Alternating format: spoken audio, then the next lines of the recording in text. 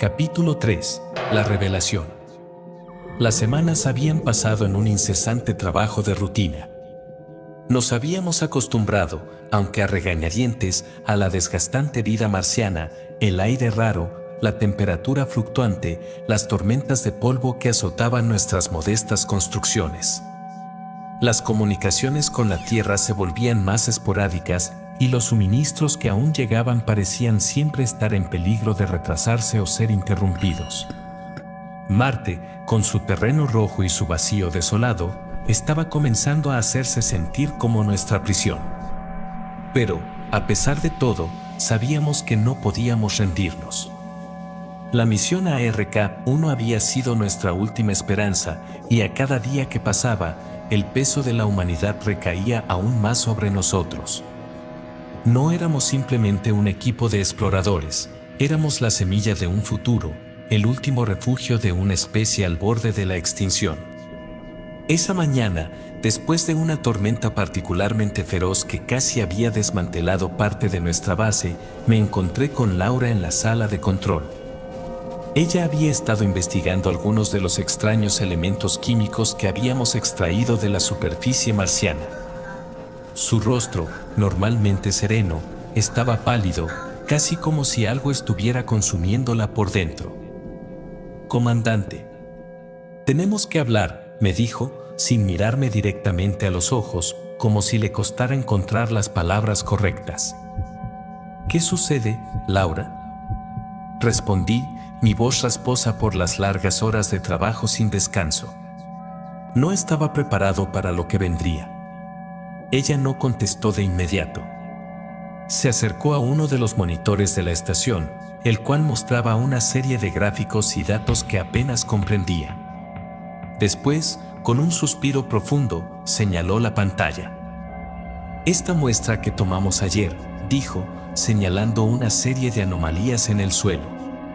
«No es normal. No son elementos naturales, Marco. Es tecnología antigua».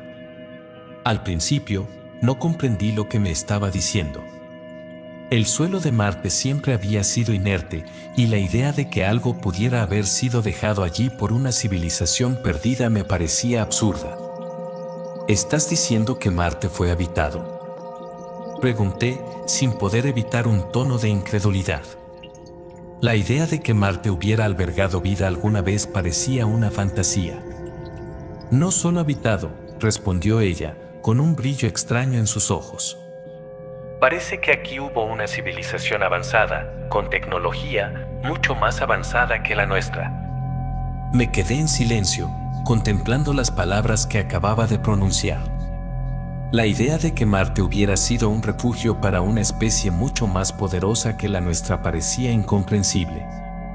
De repente, Carlos Vega, nuestro ingeniero, irrumpió en la sala con paso apresurado. «Comandante, Laura, tienen que ver esto», dijo, su voz grave y llena de urgencia. «Encontramos algo más». Nos dirigimos rápidamente a la zona de excavación. La tarde había caído y las sombras largas de las montañas marcianas se proyectaban sobre el terreno polvoriento. Un grupo de astronautas estaba excavando cerca de un conjunto de formaciones rocosas extrañas que habíamos encontrado semanas antes. Lo que descubrimos allí fue un hallazgo tan impactante como inesperado. En el centro de lo que parecía ser una gigantesca estructura subterránea, había una serie de túneles perfectamente alineados.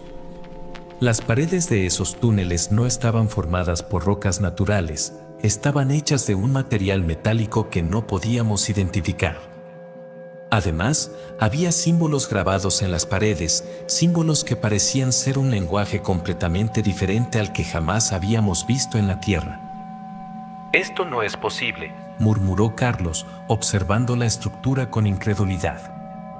No estaba acostumbrado a dejarse llevar por el asombro, pero este hallazgo parecía ir más allá de cualquier cosa que pudiera haber anticipado. Laura se acercó con cautela a las paredes.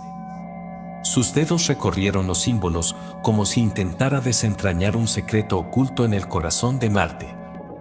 Se detuvo por un momento, sin palabras, hasta que finalmente murmuró: Esto no es de Marte. No hay forma de que sea de Marte. La tensión en el aire era palpable.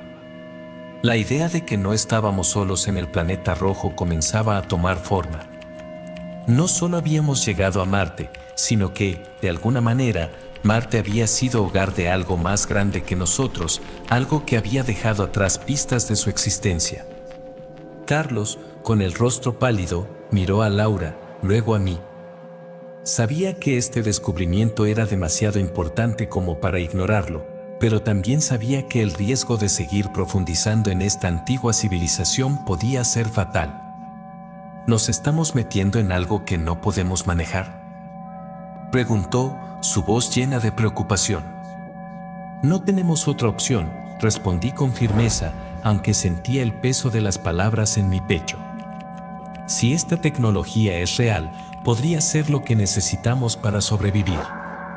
Y si no la aprovechamos, ¿qué nos queda? Volver a la Tierra y enfrentar el caos. Marte es nuestra única esperanza. Pero Laura no estaba tan segura. ¿Y si esto nos destruye?, preguntó, mirando las sombras al fondo de los túneles. Podía escuchar la incertidumbre en su voz, como si algo profundo la estuviera alertando. Me detuve un momento, mirando las estructuras oscuras que se alzaban ante nosotros. No teníamos respuestas, solo más preguntas. Y mientras el viento marciano soplaba entre los túneles, la sensación de que algo más nos estaba observando, de que algo nos estaba esperando, se intensificaba. Era inevitable. La historia de Marte acababa de comenzar, y con ella, un futuro incierto que podría cambiar todo lo que sabíamos sobre el universo.